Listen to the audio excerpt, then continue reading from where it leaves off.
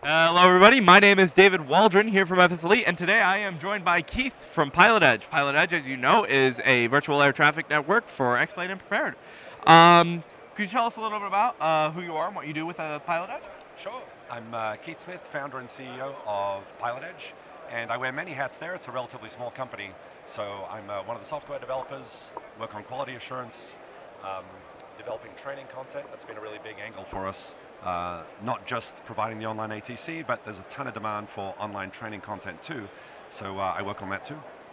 So, for those at home who are kind of unsure of what PilotEdge is, could you give kind of a brief overview of what it is and how it's different from, say, VATSIM?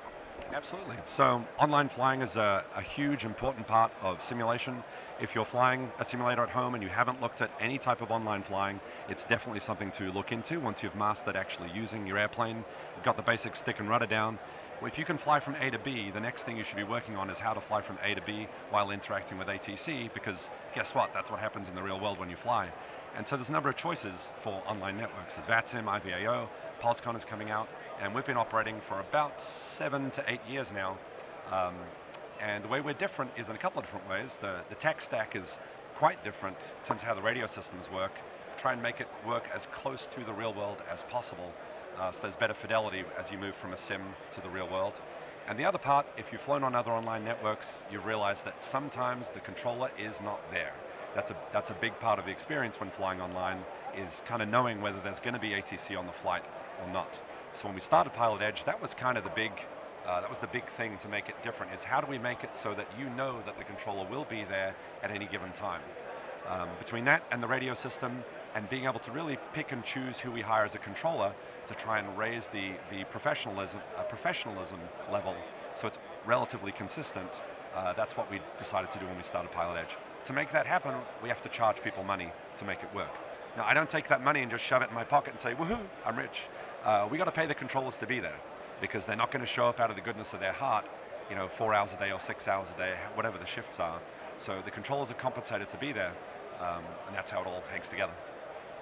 So, besides kind of the very training-oriented aspect of PilotEdge, are there any other notable features that make PilotEdge, edge out the competition? That's a really good question, actually. Yes, so if you have a laser focus on training, great. The benefits of having the ATC there are obvious. If you're not specifically using it for training, then why would you use a commercial network like this? There's a lot of fun to be had in flying with your friends. So that online experience, dealing with non-towered airports, a lot of the networks don't really pay a lot of attention to what happens at non-towered airports. And in the real world, pilots actually talk to each other on the CTAF, the Common Traffic Advisory Frequency, and the frequencies are published there on the chart. Our radio system is designed to model all of that. So you have line of sight communications. If your buddy's 20 miles away and there's a mountain in between you, you're not quite going to hear each other, but as you climb higher, you'll actually hear each other. If you want to do formation flying, if you want to see their gear go up and down, if you're having social group flights, even without the ATC, it's a great, rich experience that you can have. So, with this training-oriented aspect, I'm sure PilotEdge has a broader appeal to those who are um, less hobby and more serious about their flight simulation. Could you give us a couple of examples of ways in which PilotEdge has helped either commercial or non-commercial real-world aviation training? My goodness, yeah, we could probably spend the next week on that. There are certainly success stories, and I don't want to pretend that this is unique to PilotEdge. VATSIM, as far as I know, has just as many stories as we do around this. I mean, this stuff really does work. So as much as I do like promoting PilotEdge, the truth is any online network on a good day is going to be able to provide these types of success stories too. But literally hundreds of them have taken place over the last 7 years we've been in operation. But one that stands out is a gentleman named Bill Forelli. He started out flying simulators. He's actually product manager at Newegg, and anyone who's built a flight sim has probably ordered hardware from Newegg at some point.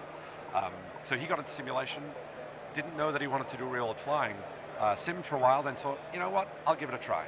So he flew at John Wayne Airport, Sierra November Alpha, probably one of the busiest Class Charlie airports in the country, certainly in Southern California, and he worked the radio on his discovery flight.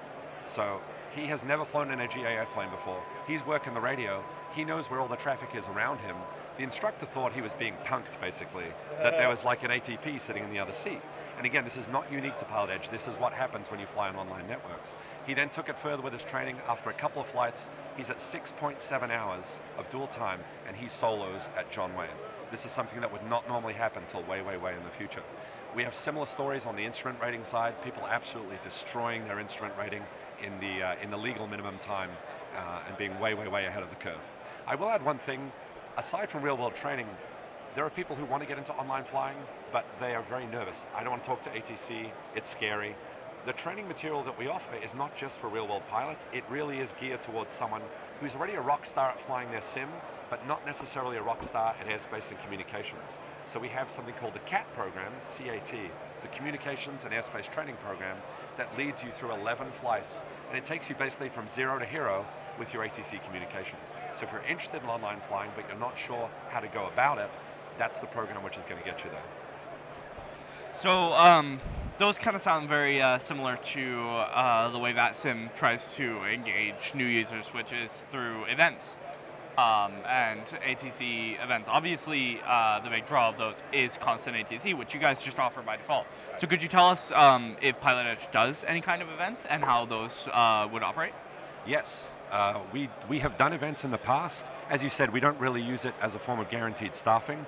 What we do is, it's really more of a social thing, and it's an opportunity to increase our staffing to a level that's closer to the real world. Because for better or worse, we really only have a couple of controllers online when we're open, because we're open 15 hours a day, 7 days a week. It's usually just a couple of people handling all of the positions at the same time. Events are an opportunity to have a lot more controllers online and get that real feel of being busy with people around you in close proximity. We've actually done a pretty poor job of that, to be honest, in the last year or so. We've been overwhelmed with either software development, staffing, stability, or quite honestly, commercial development of airspace. We operate airspace which isn't really open to the public, and we're often busy staffing that. But I have committed to getting back to events this month. We're going to get back to doing monthly events, which is what we committed to doing last year when we announced a bunch of features. One of them was going to be monthly events, but we haven't done one, I think, since late last year, and it is absolutely high time that we do it again. So I'm about happy with where we're getting with our scheduling again. I believe we can start running weekend events, maybe once a month, without it breaking the backs of the controllers, so I'm looking forward to getting back into them. It all sounds quite fun and quite engaging. PilotEdge generally has built somewhat of a reputation around the community that is, it's very hardcore. It's very professional. It's very, you gotta be on top of it if you want to, make sure you do it right and, not get called out. So, what does PilotEdge offer to the novice simmer who might have heard these, heard this, and been like, maybe that's not for me, I don't want to get yelled at, so what do they offer for the novice simmers who might be a bit nervous? Well, group therapy certainly helps after some of the sessions. I think we have discount codes with group therapists. No, that's actually a really, really good question. The first thing you have to do is kind of check your ego at the door. You have to realize that being called out is not necessarily a personal attack on you. Being called out is part of the process. So just understand that no matter how much you study, if you have not done this before, it's likely that you will make a mistake. Real world pilots make mistakes all the time during their process. It's just that an instructor is normally sitting next to them to either catch the mistake just before it happens or while it's happening. We don't have an instructor sitting next to you when you're flying, so you're going to make more mistakes than are going to happen in the real world. That is not a terrible thing. As long as you're reasonably well prepared and you're doing the best that you can, you're paying attention and you're correcting those mistakes. When a controller corrects you, you just need to not take it personally. Now, I'll be honest, there are times when your controllers are human. So I'd love to say that they're fully supportive, that they never have a tone, that they never have an attitude, but anyone who's flown in the real world has seen that there are grumpy controllers. And I'm not going to lie, we have had issues with grumpy controllers on PilotEdge too, where the corrections are a little bit more direct than I would have liked. So I don't want to lie and say it doesn't happen. You just have to realize the controller is human. Try not to take it personally. Do let us know when that happens. We actually look into it very closely. All the conversations are recorded. They're posted on the website for marketing and quality assurances purposes, so we can pull the tapes and listen. But we will listen. If someone says, hey, this guy was a little rough on me. I don't think that was fair. We'll pull the tape and we'll find out what the truth is. Maybe the controller was more direct. Maybe you really should have been more aware of what you were doing. But either way, we'll get to the bottom of it, and we'll find out what happened. So, yeah, it's an excellent question. It is an issue. The truth is usually somewhere in the middle. Is it more hardcore than the other networks? It is. That's because we're there to provide a pretty serious training experience. So if you know that coming into it, don't stretch yourself beyond what you're capable of doing. So if you've been flying 172s, what you don't want to do is jump into a 737 at LAX, file direct to Vegas, and say, here we go, I got this, I'm training. That's not really good training. You're stretching yourself beyond what you're actually prepared to do from a procedural standpoint. So practice something that you have a fighting chance of succeeding at. That way your mistakes, if they occur, are likely to be pretty minor. Maybe the side-by-side instructor, that could be an add-on. They come to your house and just sit next to you. Yeah. We actually have that. Yeah, new tier. We have a remote coaching service where if you want to pay the money, we will have someone work with you one-on-one. Through Skype, they'll do a screen share. So if you say, I think I got this, but let me do a couple of flights with someone sitting next to me, they'll help you out. And there's actually other online services starting to offer the same thing. So yeah, it's not a crazy suggestion at all. So the other don't call it a sore point, but another observation of the community is that the range, of course, with PilotEdge being that you have to pay for controllers, it is somewhat limited in geographical spread. What are your future plans for expanding PilotEdge in terms of geographical coverage? We have nothing publicly announced as to definitive expansion. We're certainly looking at Europe. We are looking at other parts of the country. When you actually drill down on why people want to fly in certain areas, when you ask them a tough question, why do you think it is we need to expand? It usually comes down to, because I want to fly at my home airport. That's the natural instinct of every pilot that's ever been born and will be born, is to fly at your home airport. As it turns out, it's not that important to fly at your home airport. So if we can help re-educate people that it's not that important, that the airports we offer, there's 85 towered airports, from simple airspace to medium complexity airspace to insane airspace. We have all of those. We have mountains, we have snow, we have crappy weather, we have great weather, we have deserts. There's pretty much everything in the western half of the United States, with thousands of non-towered airports that are also covered. If you get to the point where you've flown at every single airport at least twice, let me know, and then we'll definitely open up some new airspace. But until then, you got to stop whining about it. Yeah. Great answer. Yeah, it's Shut up and fly. Yeah. Is there anything else you want to add to anything that we talked about today?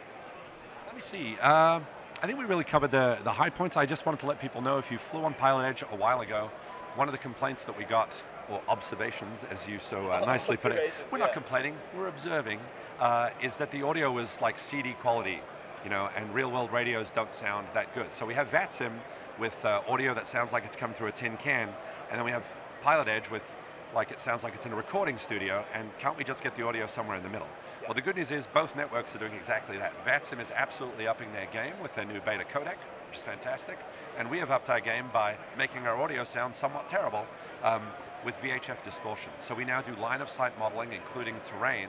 So again, if your buddy is over here, or you're trying to pick up the ATIS from over here, and there's a mountain in the way, it's going to sound like a hot dumpster fire until you get closer or higher, and the audio will get better and better. So we have line-of-sight modeling, and we also have ATIS.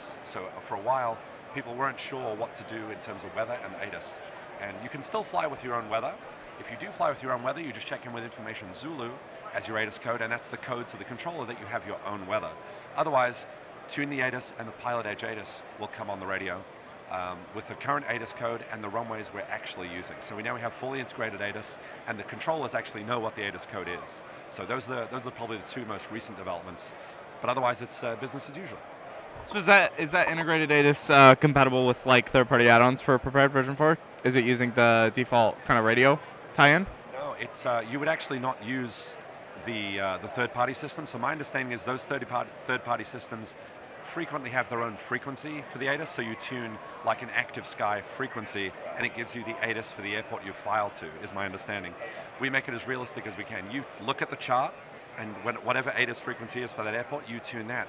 And it's an honest-to-God radio broadcast over the PilotEdge radio. So just like the controllers transmit on frequencies, our ATIS actually transmits through the real PilotEdge radio system. So it's just another radio broadcast.